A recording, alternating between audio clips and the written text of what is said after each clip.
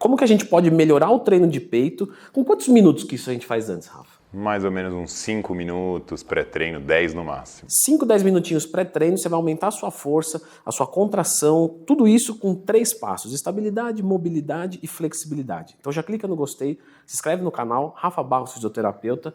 Como é que eu posso fazer essa mágica, doutor?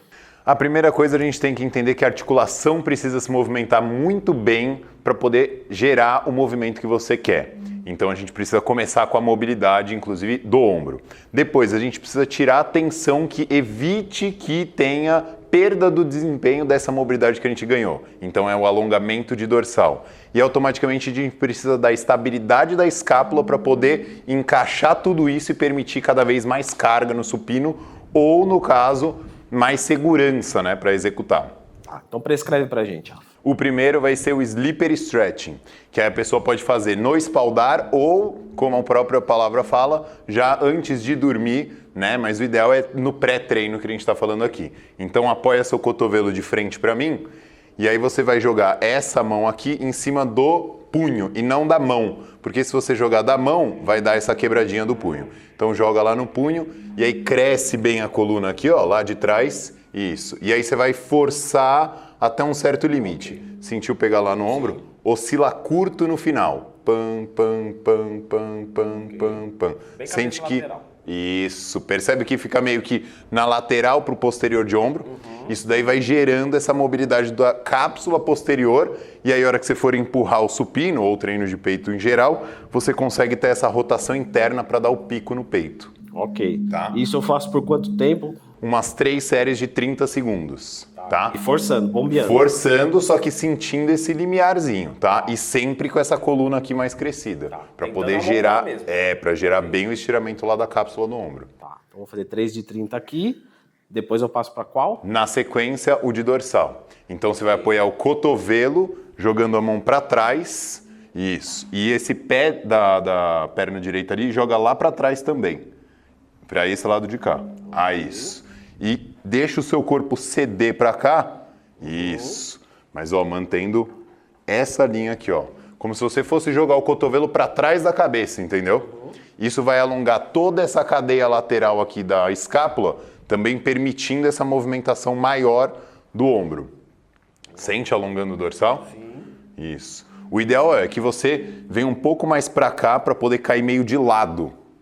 Isso, é como se você quisesse encostar o dorsal no espaldar. Tá, repuxa bem mais. Aí repuxa bem mais. Porque nessa região aqui você tem músculos estabilizadores do ombro. Só que se eles ficam muito travados, também não permite esse gesto tão livre. Tá bom? Isso tudo que a gente está colocando aqui, pessoal, é para melhora do desempenho. Que nem eu sempre falo para os alunos da consultoria, a gente consegue treinar, às vezes, sei lá, sem fazer um aquecimento, coisa que eu já expliquei aqui no canal. Lembra de procurar dentro do Twin Mais Treinos se tiver qualquer dúvida. Mas isso daqui é para melhorar a performance, tá? Qual que seria o próximo? Esse aqui quantas séries? Esse daqui também, 3 séries de 30 segundos. E só acrescentando ali, Lê, é uma questão também preventiva. Porque, por exemplo, muito dos acúmulos de tensão do peito vem por conta de uma falta de mobilidade do ombro. E aí corre um certo risco da pessoa ter algum estiramento ou algum aumento de tensão também por conta dessas pré-cargas que a gente chama. Ok, tá bom. Próximo. Estabilidade. Então a gente soltou a cápsula, tem mais lubrificação, melhora do movimento. Tirou a tensão errada, que deixa o ombro mais rígido, já ganha mais movimento. Agora a gente precisa estabilizar. Por quê? É um movimento dinâmico, então a escápula precisa estar acompanhando o braço independente da angulação. Aí você pega uma anilha de 5 quilos e fica de frente para cá e com uma posição de desenvolvimento dessa mão. Isso, só que ó, vou trazer aqui nessa diagonal da orelha e jogar o peso aqui, ó. E sustenta, tá?